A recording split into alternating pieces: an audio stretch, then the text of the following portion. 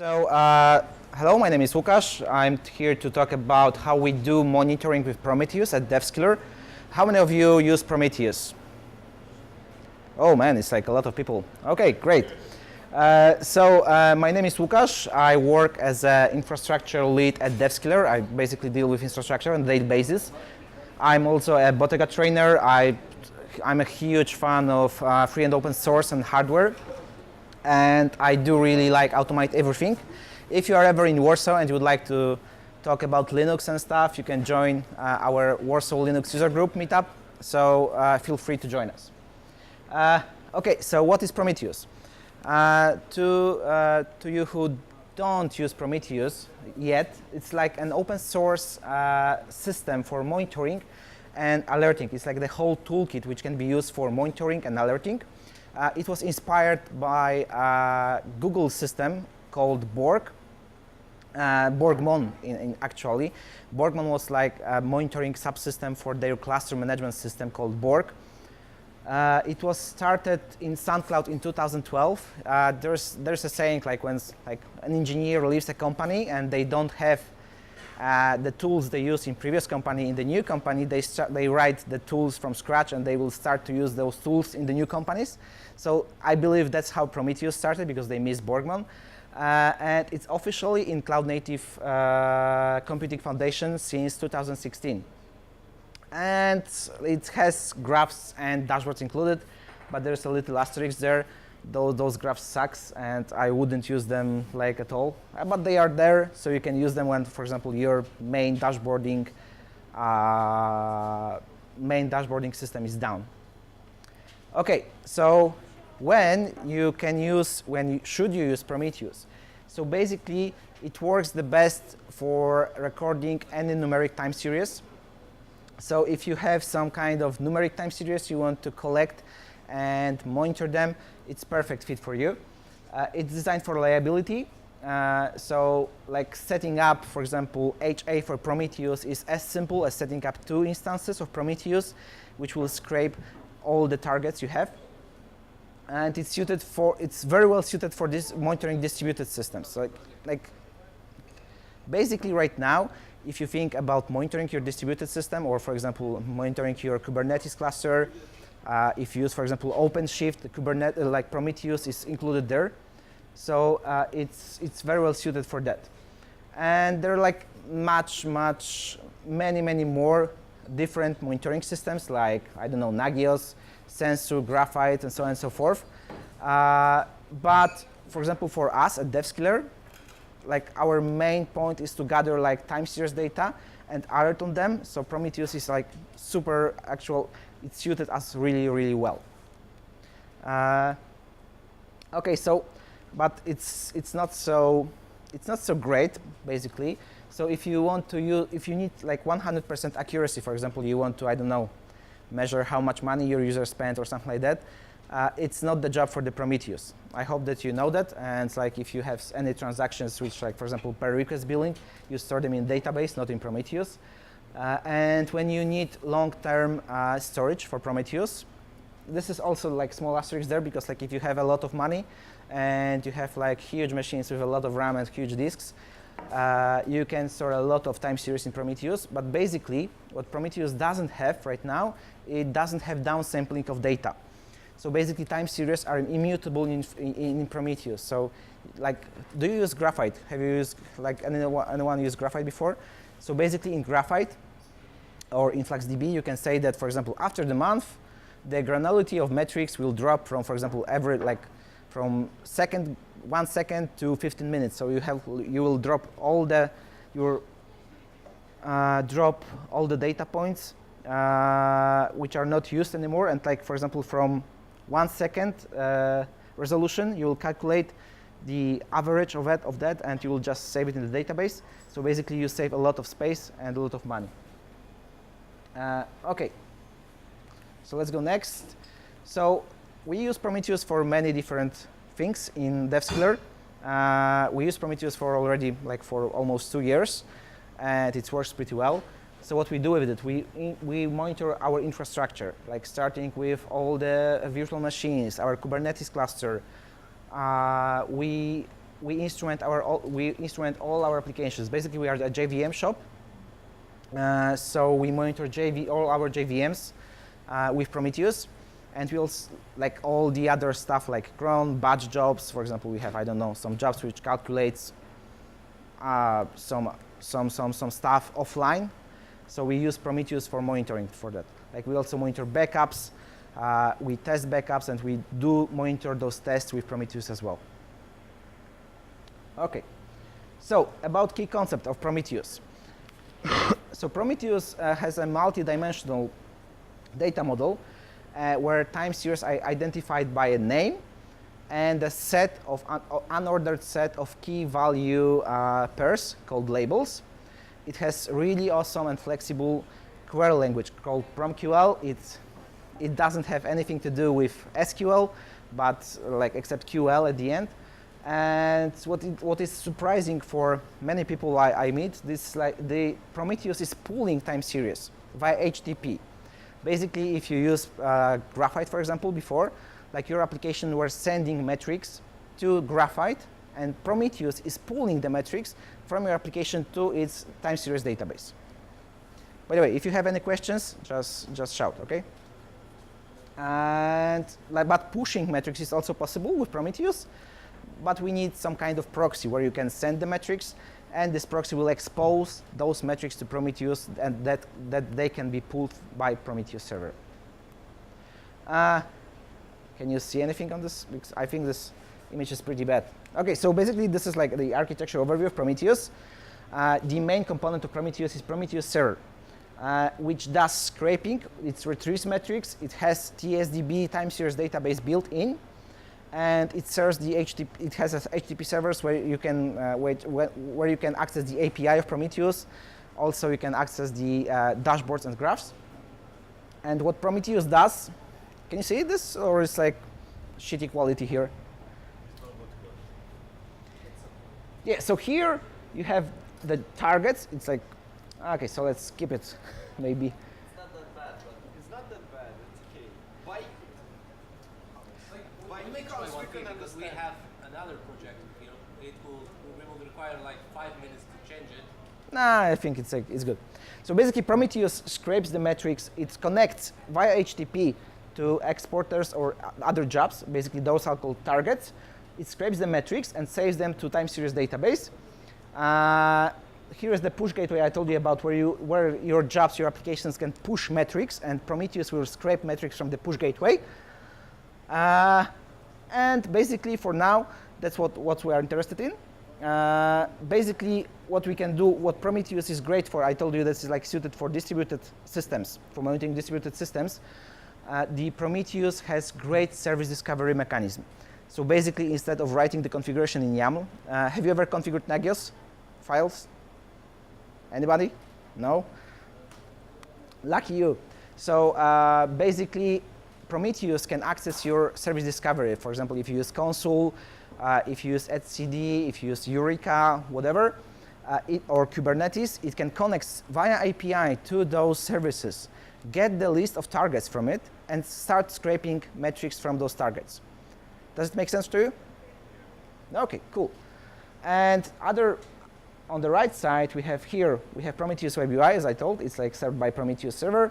We can connect Grafana, which is like actually the recommended dashboarding system for Prometheus. Also, we can use API to connect to our Prometheus server. And there's this big box here, which is called Alt Manager, which we cover later.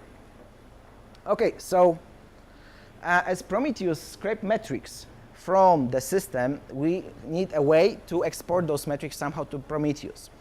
If we cannot instrument our application, for example, we don't own an application and we want to gather metrics from the database, we need some kind of binary, a piece of software which will connect to this database, get the metrics from us, and export it in a way that Prometheus can understand. Those are called exporters. So there are official exporters from Prometheus projects. For example, Node Exporter is exporting all the metrics from Linux or Unix system. I think it also works on Windows, but I'm not sure. There's a JMX exporter for exporting some kind of metrics from your JVM, Blackbox exporter, which can ping your servers or access websites via HTTP. There's a MySQL exporter, SNMP exporter, and so on and so forth. There's like more than 100 exporters like on the list on the Prometheus websites. So basically, if you have some obscure database you use, probably there's exporter for that, and you can start monitor it with right away. Yeah, so that's all about exporters. And when we have those exporters, we need to let the Prometheus know about them, where they are. So what we do, we specify targets in Prometheus configuration. Okay, so we specify targets in Prometheus configuration. It can be statically specified targets. So for example, we can say, just scrape the metrics from this host and this port every 15 seconds, for example. We can connect to service discovery, which I told you about. It's like very powerful way to actually configure Prometheus. And like in general, what you do, you basically configure your connect your Prometheus to your service discovery and start scraping those metrics from the services which are registered there. And all those exporters will be registered in Prometheus. In Prometheus language, it will be called targets. So a target, what is a target? Target is it consists of an instance. So it's an instance where the application which exposed metrics lives on, and the job of like here, like when we have targets. So like this thing on the screenshot is a job. So job consists of multiple instances. So for example, we have multiple Linux server with Node exporter installed, and we scrape the metrics from all those instances. It will be one job. So when we query our database, we can use the special metric name or special label to just query the metrics with this label. Okay. So what about service discovery? So as I told you, it's automatically retrieve all the scraped targets you want. So it's designed to be used in dynamic environments where instances are spawned or killed. For example, if you have, I don't know, containers on Kubernetes and you just want to monitor like live pods, it can be done with Prometheus very easily. It's just like if there is a new pod, Prometheus will start scrape metrics from this pod. If it dies, it stops scraping metrics from this pod. Sorry? So, and there is also like a generic file SD config. It's also kind of service discovery, which can be used for multiple different things. For example, I've been using it for connecting to Eureka because like there is not official support for Eureka service discovery in Prometheus. So what we do, we had a very simple shell script which like was curling Eureka and creating the JSON file with those targets. Yeah. And the other thing, which is like really powerful, is direct instrumentation. There are official libraries in Prometheus for Go, for Java and Scala, for Python and Ruby. But in general, there are like many third-party libraries for almost any language you can imagine. There are exporters even for PHP, for COBOL. I've seen something like that. Yeah, it's still alive. Some companies are still using COBOL.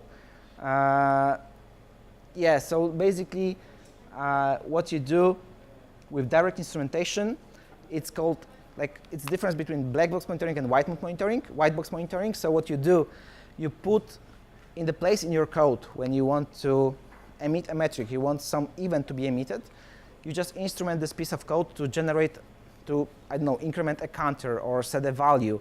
And then Prometheus can scrape that and you can alert on that or like create a dashboard with that. For example, I don't know, the actual count of logged in users or like the number of requests per second and so on and so forth. So it's very powerful. And you as a developer decide what you want, what metrics you want, what metrics you need, and what metrics you want to scrape. So if we have those metrics, we have to do something with them. And the best thing to do with them is to graph them and make some dashboards. So there's like a built-in expression browser in Prometheus, which is pretty useful when you want to play with your metrics. But if you want to actually show something and have like actual usable dashboard, the way to go is Grafana. Grafana has a really awesome Prometheus editor and plugin for Prometheus, so it works pretty well. Okay, so as I told you about those graphs included, and there was like little asterisks there. So this is how the graphs looks. It's nothing fancy. You cannot do anything. You cannot zoom here. You can, and basically, if you want such graphs, if it's okay for you, then okay. But like the recommended way of graphing in Prometheus is Grafana. Okay, so let's go to some to something a bit deeper into Prometheus. In Prometheus, we have 4 metrics types. That's all, and basically they are all the same. So in Prometheus, we have only float we have a metric name and a float value, basically, nothing else. So those types, how they differ is how you use them, basically. For example, we have counter, gauge, histogram, and summary. Counter is a metric type which goes only up. So basically, if you have a number, and it can goes only up. So if you have 5 users, then you have 10 users, then you have 15 users. But counters can get, like when application is restarted, counters can get back to 0. So Prometheus, when you know that there is a counter in Prometheus functions, which you can use on those metrics, are aware of that. If there is a counter, it will take care about the restarts and calculate the actual value, for example, the rate of the request per second, with including those restarts. So you don't have to worry about restarts. Like counters can go to 0 and nothing will happen. So basically, it's like counter is raising, and after restart it's back to 0, raising, back to 0. And Prometheus will take care of that for you. Gauge is an actual value which is set by you. It can go up and down. Histogram and summary are very similar. So basically, you can do some statics. You can calculate some percentiles here and draw some histograms with that. And how Prometheus is using those metrics. So basically, you have to append some name to the metric name, like some suffix to the metric name. And then, for example, there is like a histogram function in Prometheus. And you'll know that, oh, this is the histogram. So I have to calculate some percentiles, basically only based on metrics names. And all those official instrumentation libraries know how to use them. So basically, for example, if you code in Java or Golang, you have a metric with type counter, gauge, histogram, and summary, and you don't have to worry about how to name the metric, how it should look like, and so on and so forth. Okay, so if we know those metrics types, it's time for data model. So Prometheus as I said, is like a multi-dimensional data model, and metrics are identified by metric name, which is like a string here, and the unordered set of key value pairs, which are called labels. So basically, we have a metric name and a set of labels. So this is like a sample metric. Here we have the metric name. It's no discrete merged. So this is like, for example, if you use Linux, you should know this metric. So it's the number of reads which are merged in the Linux kernel.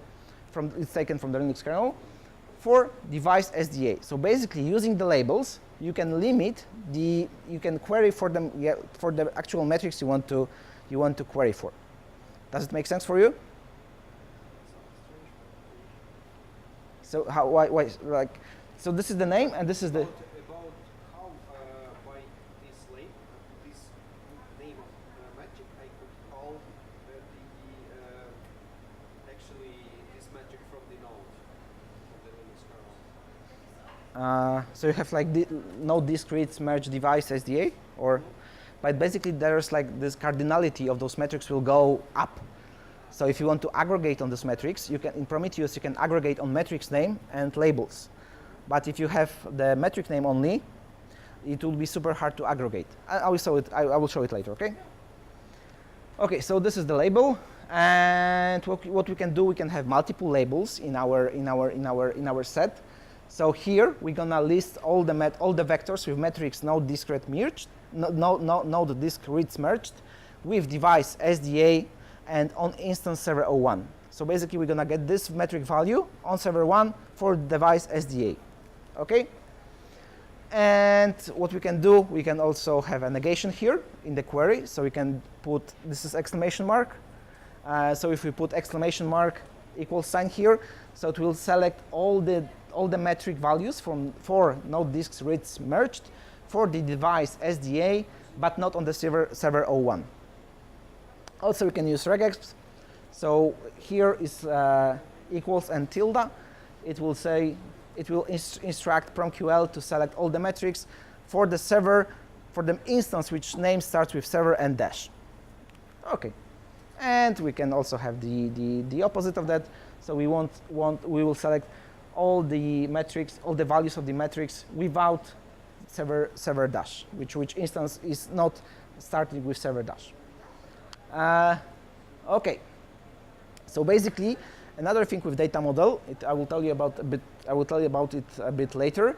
So here you have the device SDA, we can query it, and here in square brackets you can have time, and this time will create a special type of vector, which is called range vector, which I'll show you later. So we can call, like, the name of the metric can consist metric name. In square brackets we have the labels, and in square brackets after the labels we can put time. Okay. So a few things about how you should name your metrics and how you should not name your metrics. So they should have those are just guidelines. You can call your metrics like whatever you want. Basically, Prometheus doesn't care, except it has to start with a symbol, like with a letter, I think, and with a number. Otherwise, it doesn't care. So for example, if you want to measure how much disk space is used, use bytes, don't use Celsius, and so on and so forth.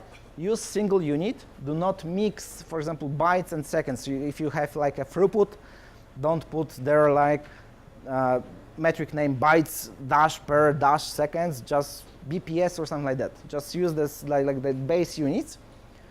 And preferably like those base units. Do not use megabytes, just use bytes. It will be much easier. I did this when I was like testing my backups, or like doing backups. I was creating a metric for backup size with gigabytes, and it wasn't the best idea because I knew that was a gigabyte. But every time I try to graph in Grafana, I have to like divide it by 2024, and they have bytes and so on and so forth. So it's like super hard to get it right. So basically, it's the best to use base units. And do you remember when I told you that like Prometheus doesn't care if it's like a counter or gauge or histogram or summary? Sometimes it does care, like when it has to calculate something, for example, using the histogram function.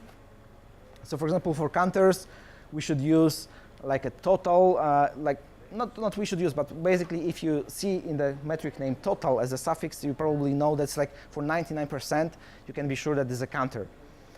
And labels should be chosen to differentiate the the characteristic of the thing which is measured. For example, as you asked before, like why don't put the device SDA in the metric name, right? So basically, we have this example with HTTP request total. It will be much easier to explain. And this metrics, we just use the method. We can put the label method to differentiate what kind of HTTP method we are having there, and then we can accumulate over those methods, like some without those methods and so on and so forth. So basically, it will help us to accumulate those values from the metrics, to calculate accumulated values from the metrics. Okay, so if we know what kind of metrics types we have and what is the data model, so in Prometheus we have 4 data types. This is the instant vector. Instant vector, when we query in PromQL, is a set of time series, and there's like one time series, one value. That's all. On the left side, we have the time series, so the metric name and labels. On the right side, we have the value of the metric. The range vector is, do you remember those square brackets after the metric name? It will create the range vector. So what it does, it takes the time and it takes all the values from the time series database for this time. For example, if we scrape metrics for 15 minutes, and we want to get a range vector for 5 minutes, we're going to get 4 times 5, 20 metrics. Like every 15 seconds, 1 metric for 5 minutes, right? And we have another data type is a scalar, so it's a float. Everything in Prometheus is a float. There's no integers, nothing else. It's a float.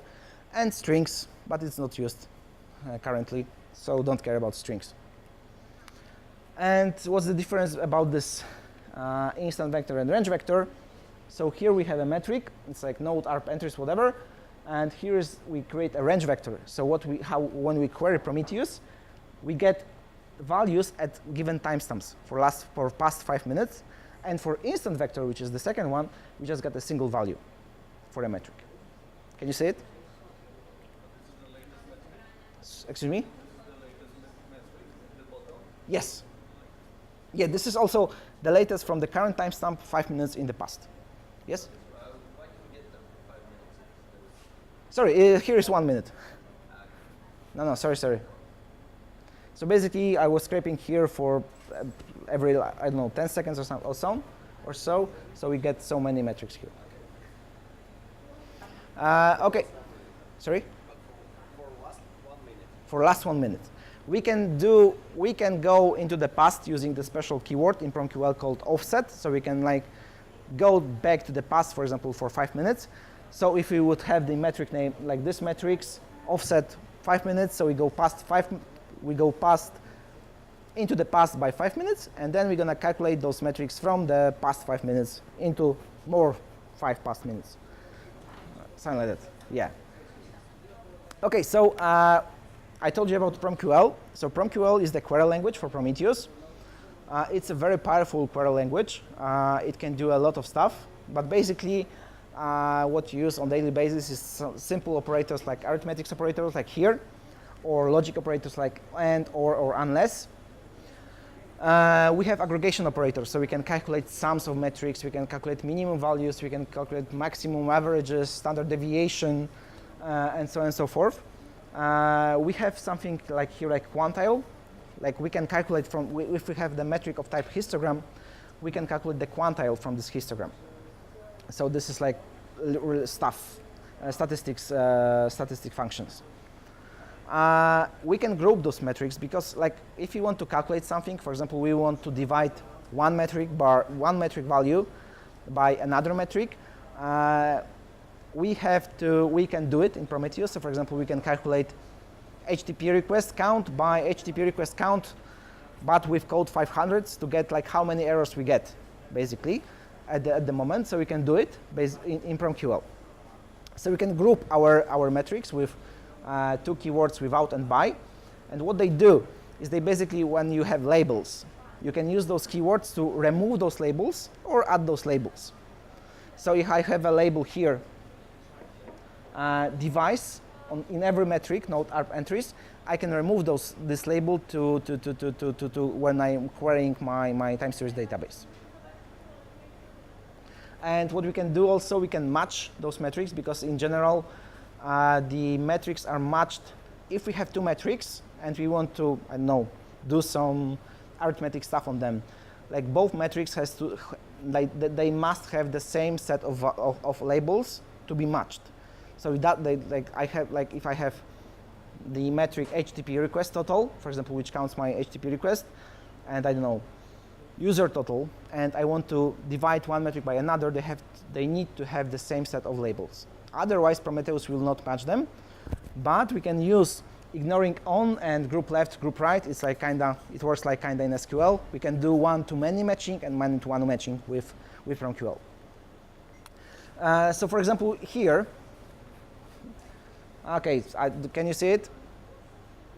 So we have metrics called method code HTTP errors rate 5 This is the metric name, and they have labels method and code. So we have 5 time series like this with different codes and different methods. And if we want to calculate the ratio, the ratio of the HTTP errors to actual, like the number of requests, this is the metric method HTTP request. So this is like the all requests. We want to calculate the ratio of particular codes to the number of all requests. We can divide the method code HTTP errors rate 5m, and we select code 500. We want only errors, ignoring code.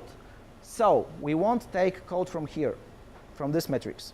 To make it equal, the number of labels in the set has to be the same. From method HTTP request rate 5m. So what we get for method get, we got 24 because we have code 500 here, by 60 for method get, and 6 by 120 for method post, because like method post has 6 requests here, and here 120. If we don't want to lose the label code, what we need to do, we have to do the group left or group right matching. So basically something like that. So here we change the query by adding group left and removing the query limiter here. So we remove those labels here. And what it gives us it gives us the ratio of every code to all the requests. So we have, for example, for get code 500, we have 24 to 600. Does it make sense to you? Or you? Okay, cool. So PromQL is very, it has a lot of many functions. It's like it would take the ages to explain all of them, but they have great documentation. And there's also a great book by Brian Brazil. He's one of the core developers of Prometheus. It's called Prometheus Up and Running. It's from O'Reilly. I would highly recommend reading this book if you want to really get into Prometheus and how to use Prometheus in production. So I prepared a few PromQL samples for you to get a grasp of how you use PromQL in actual real life examples. So those are queries from production services somewhere around the world. So what it does, maybe you can do a quiz. Who knows what this query will return?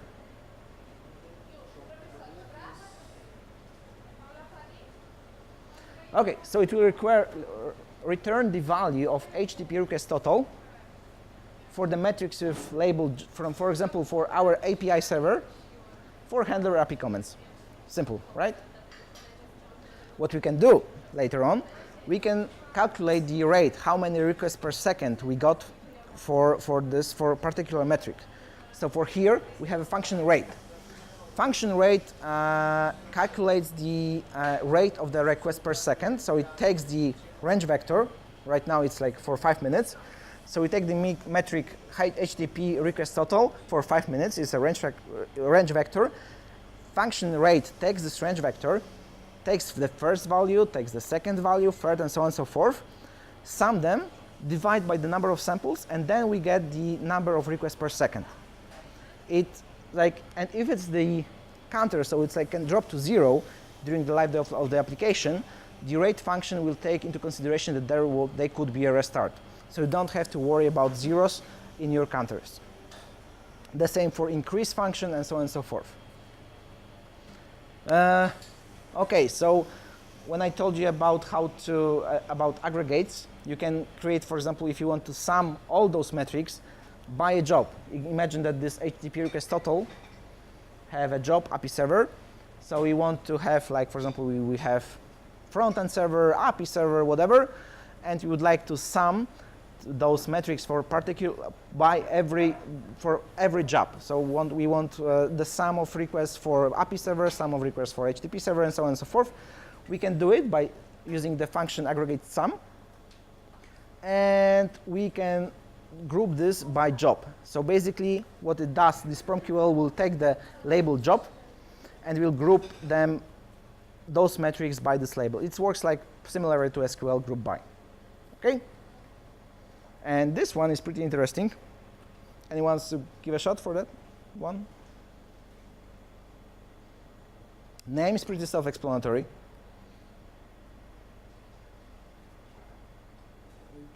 Top 3 applications that have highest CPU utilization. Great. Yeah, you see, it's super easy, right? And this is really this is really nice. So what it does, if you want to upgrade, for example, your Linux kernel on your Linux fleet, what it does, it will give you the number of the Linux versions on your in your data center.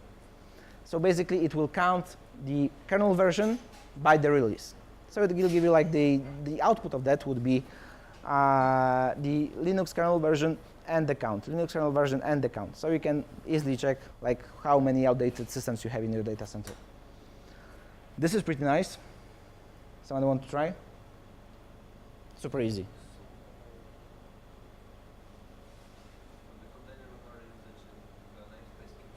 Great. I have stickers for you if you want after that. It's like everyone who answered my question got a sticker. And okay, we'll skip this one because it's too long.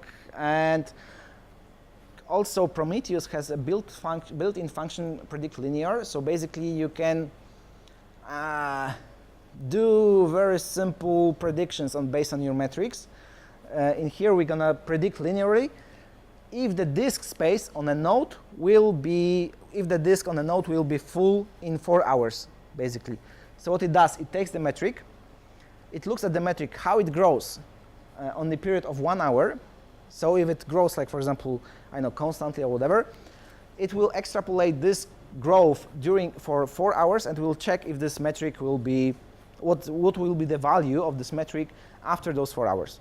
So what you can do if you have, for example, alerts on disk usage on your fleet, you can use this query instead of like checking if the disk space is 90% full, because this alert sucks and you don't want to be waken up during the middle of night because like your disk space is full, right? Okay. So another thing about Prometheus, because I showed you those, we have those metrics here. Have you noticed this? There is like method code, HTTP errors rate M. So what we can do, because like sometimes we got just pure, like we got metrics like HTTP request. And this is like, okay, we can have it, but like querying the Prometheus for example, for this metrics for any particular code, it will take a lot of computing power.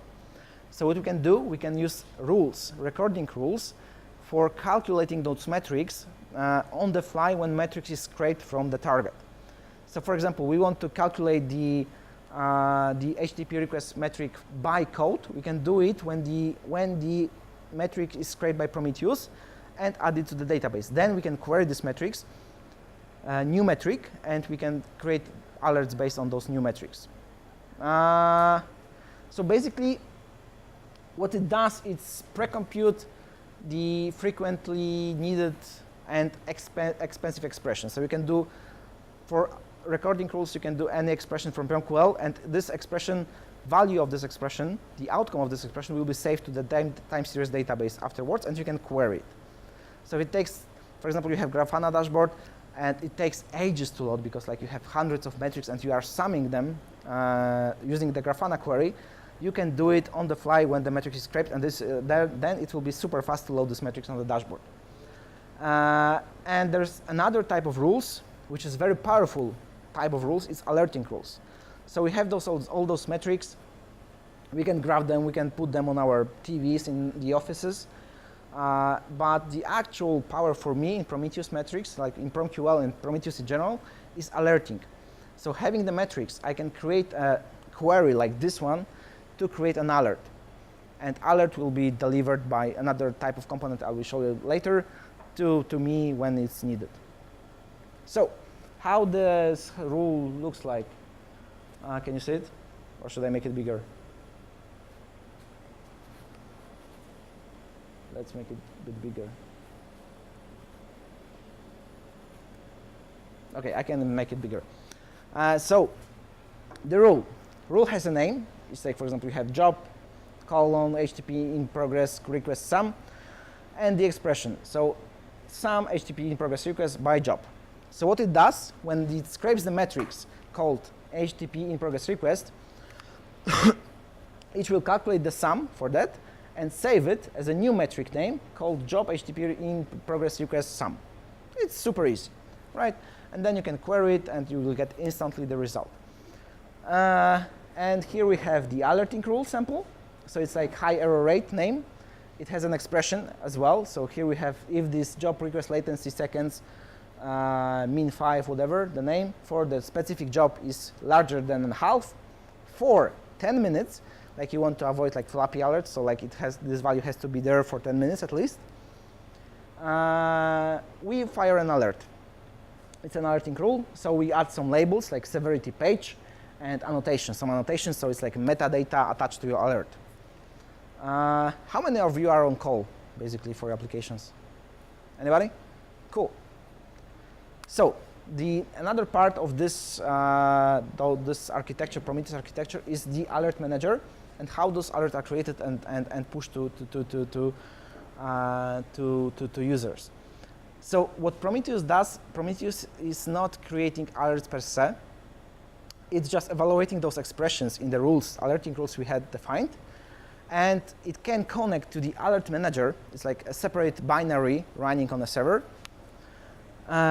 It will push the alert there. And alert manager, based on those labels we define here and those annotations, it will decide where this alert should go. So it can go to PagerDuty, it can send an email, it can Slack you, it can use OpsGenie, VictorOps, whatever.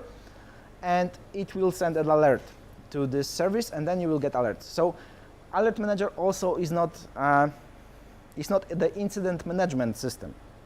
So basically, you cannot acknowledge alerts there and so on and so forth. This is the job of PagerDuty or OpsGenie or VictorOps, whatever you use. So alert manager is a very simple binary. It just receives alerts from Prometheus via API.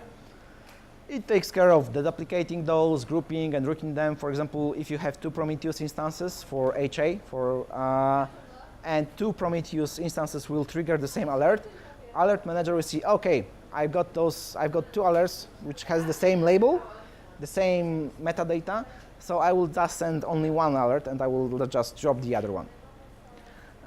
It can do alerts inhibition and silencing alerts. So for example, if you do some maintenance on one data center and you don't want to get alerts, you can just silence this alert and like do whatever you want for some time. Okay, so we have another really simple alerting rule here. What it does is the name of this alert is called instance down. It takes the expression up equals 0. So for example, there's a special metric in Prometheus for every job you have in Prometheus. There's a special metric called up created by Prometheus. It will say if it's the target, if Prometheus is scraping, is alive or not. If it's alive, it's equals to 1. If it's not alive, it equals to 0. So here we're checking if this up is 0 for at least 5 minutes, and if it's not up for 5 minutes, we create an alert with a label severity page and annotations. We put a summary, so instance, and here we can use the Golang templates to use those labels we define here, and and labels from your metric. So for example, every metric up has an instance if you configure it like this. So we say this instance and the name of the instance is down. We put a bit longer text, what's happening actually. So it's like a description. So the instance is down for then 5 minutes. What we can put some links, like for example to the Grafana dashboard and for the runbook. Like how many of you on call have runbooks in their companies? Like for us, it's very, very, very, very important because like our company has 6 engineers in total. Like everyone is on call. For 1 week, you are on call primary, and the second week after that, you are secondary on call.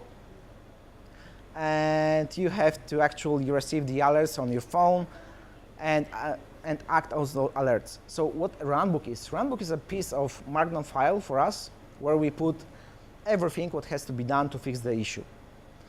So for example, if you get an alert for instance down 2 a.m. and you are very sleepy and you had a beer before going to sleep and you have to fix it, what we want to do is like you just click a runbook, read the runbook and do step by step what is written in the runbook to fix the issue.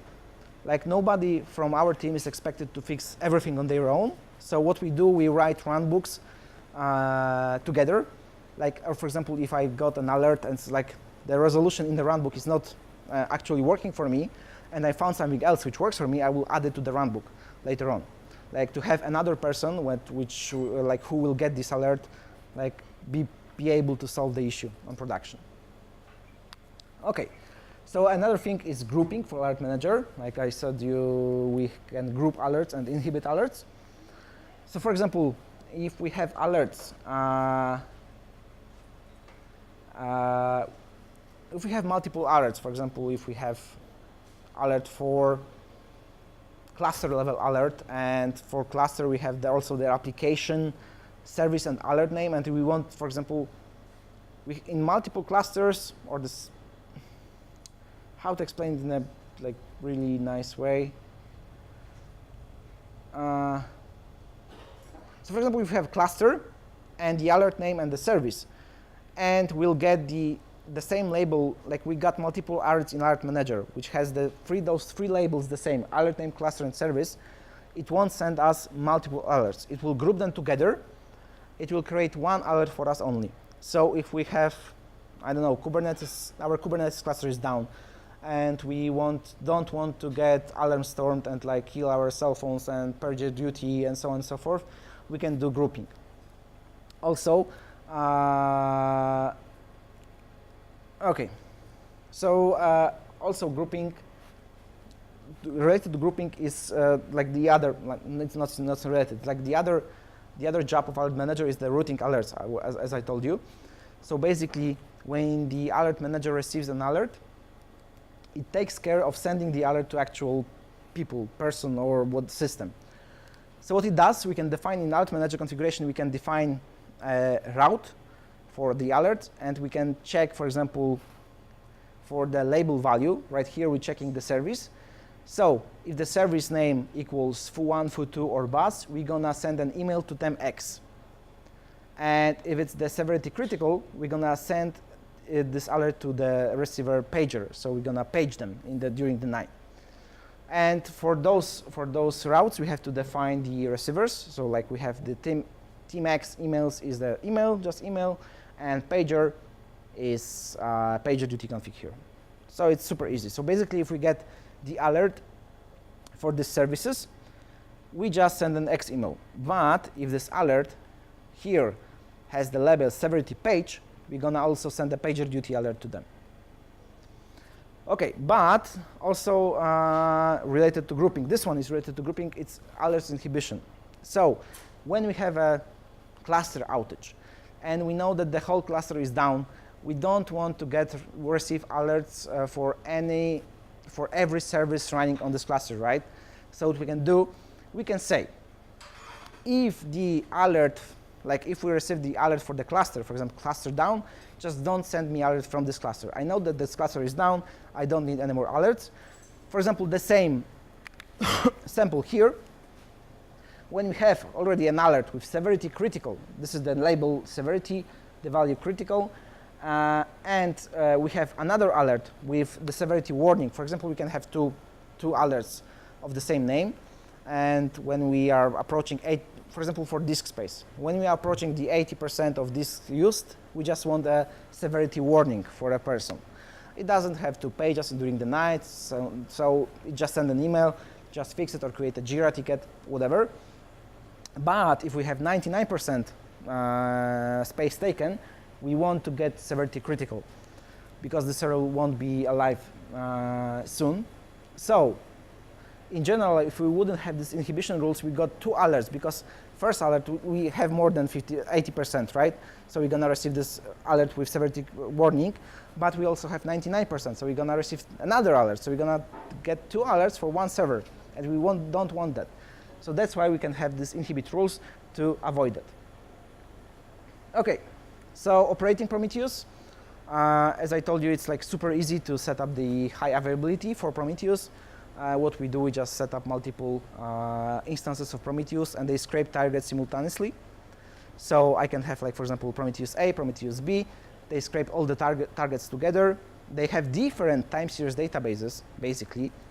They have, for example, they scrape at, I don't know, they're in different milliseconds, right? So, so their time series are different on each server. But in general, if one is down, we can use the data from the other one to alert and to graph the dashboards. Like those data are not so different, so that we can use it for alerting and graphing, dashboarding. And the funny thing, how you set up the HA Prometheus, for example, how I do it, I make Prometheus monitor themselves. So Prometheus A is monitoring Prometheus B, and Prometheus B is monitoring Prometheus A. So anytime that something happens, like I got an alert that one of Prometheus is down. If they are both down, I will show you how I do it. Alert Manager is a different story, because like it's like totally different binary, and they have to keep the state between the alert managers because they are doing the deduplication of alerts and inhibition and grouping. So they have some kind of mesh network there, so they can share the state between the alert manager instances. So about scalability of Prometheus, basically we have 2 Prometheus instances on very small VMs, and we have like 200 targets scraping every 15 seconds, and it's nothing for Prometheus. It can scrape like tens of thousands of metrics on a single instance, basically.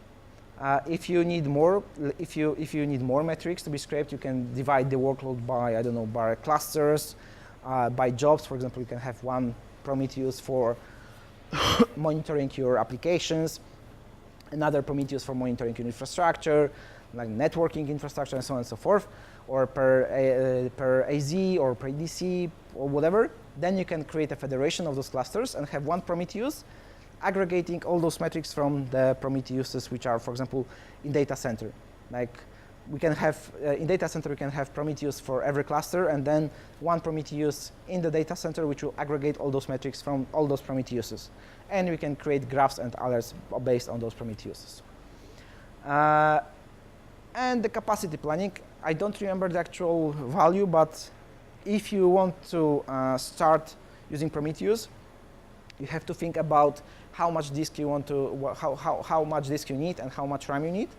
And it's like compressed, it's super small value. It's like 1.5 byte per time series it requires, the TSDB of Prometheus. So basically it scales pretty well.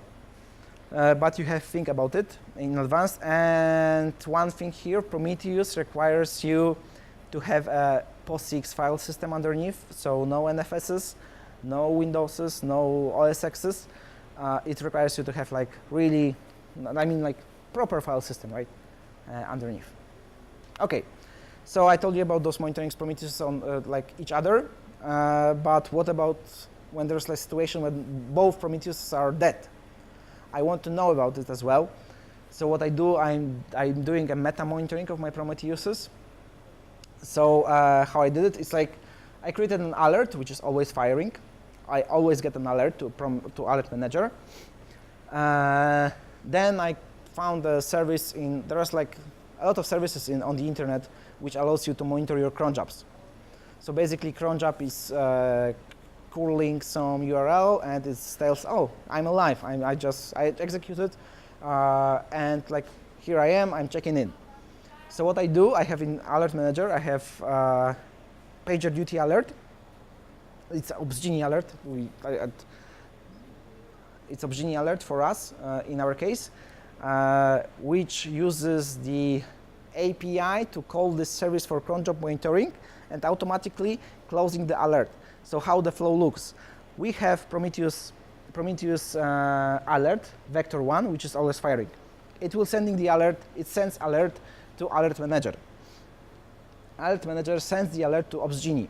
Obsgenie is using API call to call this cron monitoring service to say, hey, I'm alive. And then automatically close the alert. So like actual human doesn't get the alert. So basically we have the whole pipeline, like whole monitoring pipeline tested from creation of the alert to incident management system. Does that make sense to you? Okay, so that's all. And yeah, we do on-call at Devskiller. We do it on a daily basis. On-call for us is 24 hours straight for 7 days. It's called primary support. We have written rules for that. So for example, you have to have your charged phone all the time. You have to Obsgenie application installed, configuration, like notifications configured. You can't drink too much because like you have to be able to log into your computer and other systems. and so on and so forth. So after 1 week, like a person being primary on call is a like we are a very small company, so we don't do like incident commanders, responders, whatever. We don't have like this huge, this huge process for that, because we don't have too many people to do that. So like primary person on call is taking care of everything, like communicating it to the business side of in our company, taking care of communication to other like external clients as well. But the person is not expected to fix everything on their own. So they can call other people during during the night, and like say, oh, hey, I have an issue. I don't know, like 90% of VMs are stopped. What should I do, right? Or something like that. So yeah, and after 1 week, the person goes to the secondary schedule, and the secondary works like that. Like, for example, if you are primary and you have to commute, you have to, I don't know, people have babies, they have to, I don't know, shower them, you have to go for a walk with a dog. So secondary is for that, like when primary misses the alert, the secondary will take care of the alert. So how it looks like from our side, like how the incident management looks, when the person got alert, we have two types of alerts, high urgency and low urgency. High urgency, a person being on call is expected to acknowledge the alert in 10 minutes and start working on it, basically. For low urgency, you can just come to the office the next day, have your coffee, read your emails, check your Jira, and then start working on low urgency alert. So low urgency alerts are like, they could be basically tickets for our site. By the way, Alert Manager has great integration for ticketing systems. So for example, instead of creating the actual email alert, you can create a Jira ticket or Fabricator ticket or whatever ticket. So yeah, so for high urgency alerts, like we are expected to acknowledge the alerts in 10 minutes and start working on them. For low urgency, we don't care. Like, it's like 24 hours, probably, something like that. Any questions about that? Yeah?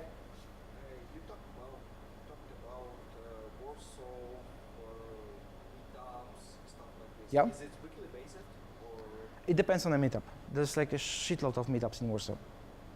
So for example, it's like, I talked about Warsaw Linux User Group. Yeah. We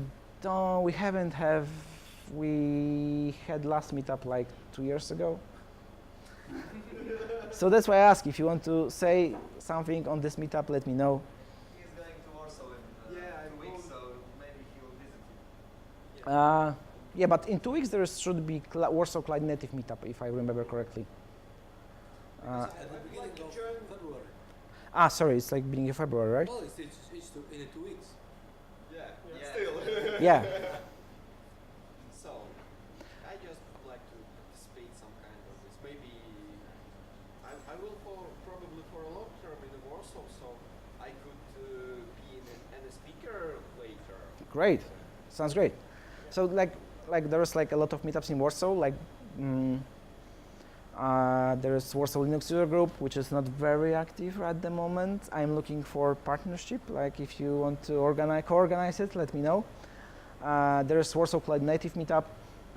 There is Warsaw DevOps SysOps meetup. There is Warsaw DevOps meetup. There is Golang meetup, Rust meetup, Java meetup. What do you want?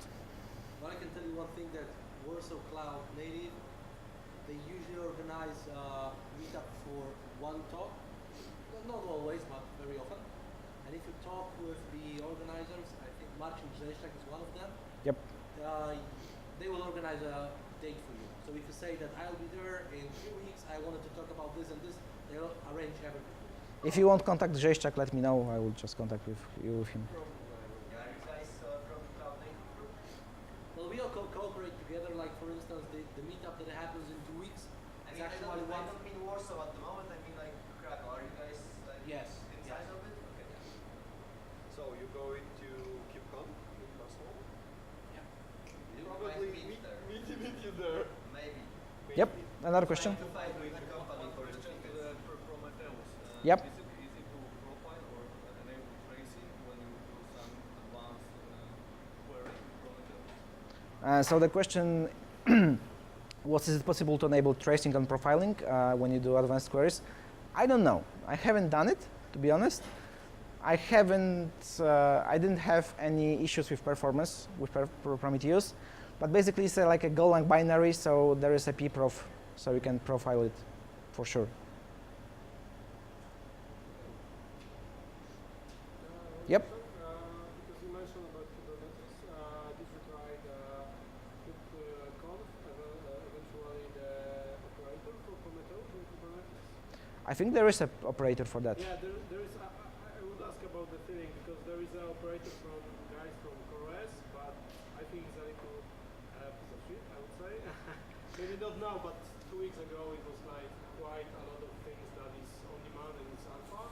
And what about because you mentioned about Kubernetes, you also monitoring the Kubernetes or? But what we do right now, we just in the process of migrating to Kubernetes. Okay. And what we do, we have still our Prometheus like running on Linux VMs. Okay. So we use this at the moment. Okay. I don't have any experience with operators right at the moment, but we will eventually try to run Prometheus on Kubernetes cluster itself. I don't know because I couldn't hear you well, but Sorry. I'm not sure if I answered the question. So the question was about the operators for Kubernetes for Prometheus, and the CoreOS operator is not really good.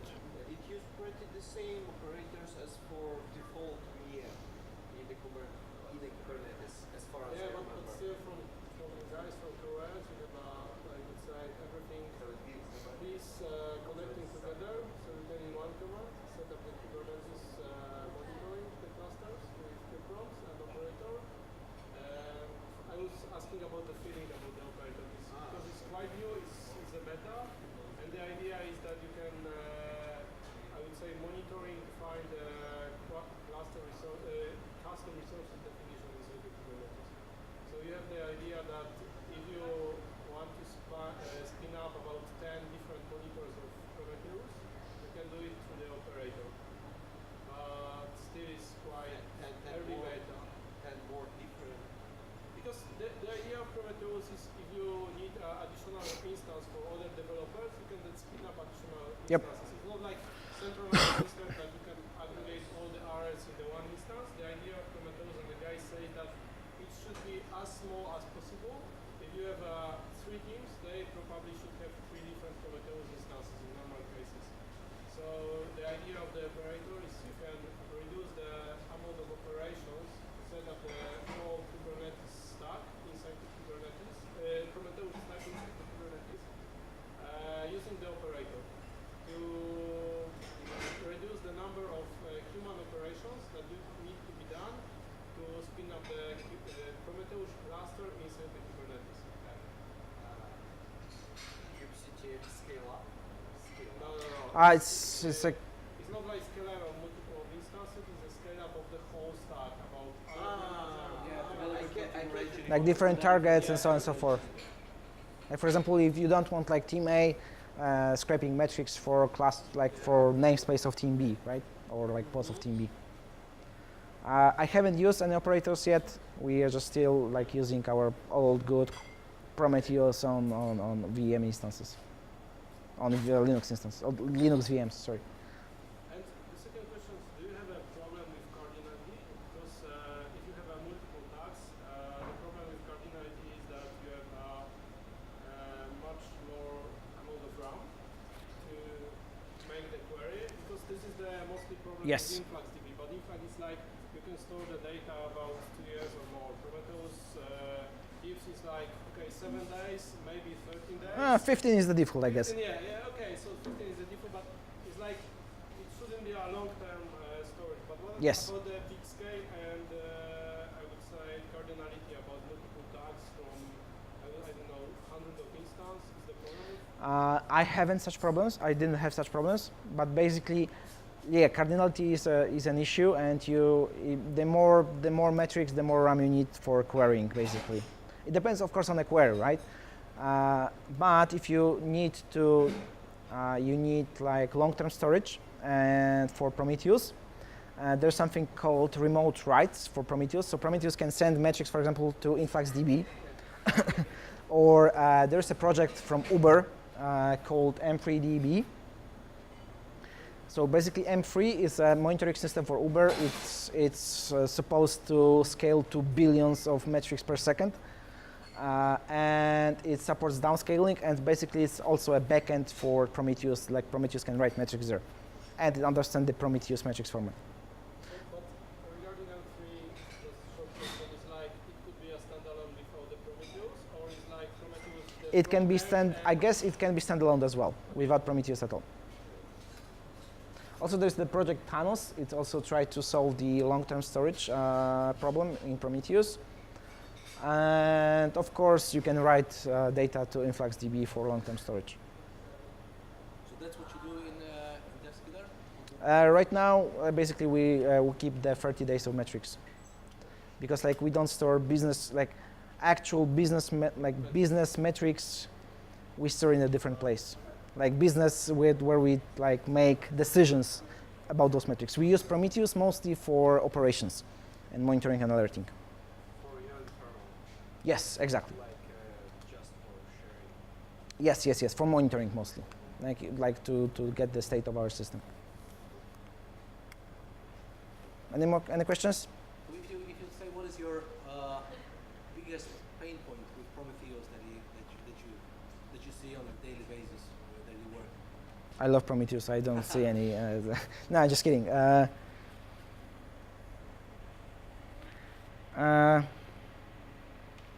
I have one, but it's more like from a development side.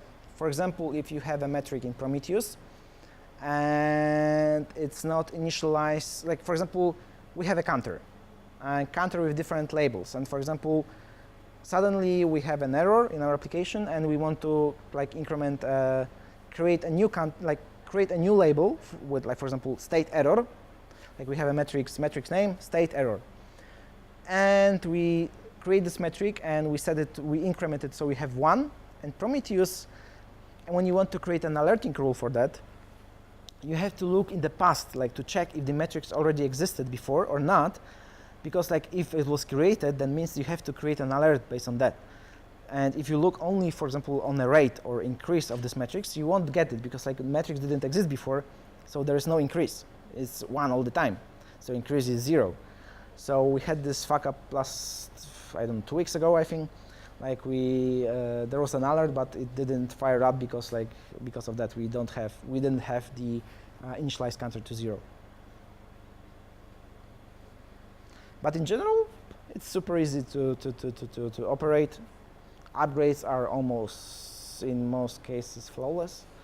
Especially Kubernetes first time when you don't know how to change the config file. Yeah, the config file is in YAML, so it can be pretty difficult for some people to change it, especially from IntelliJ IDEA and stubs turn on. Yeah. So yeah, if you want to any more questions?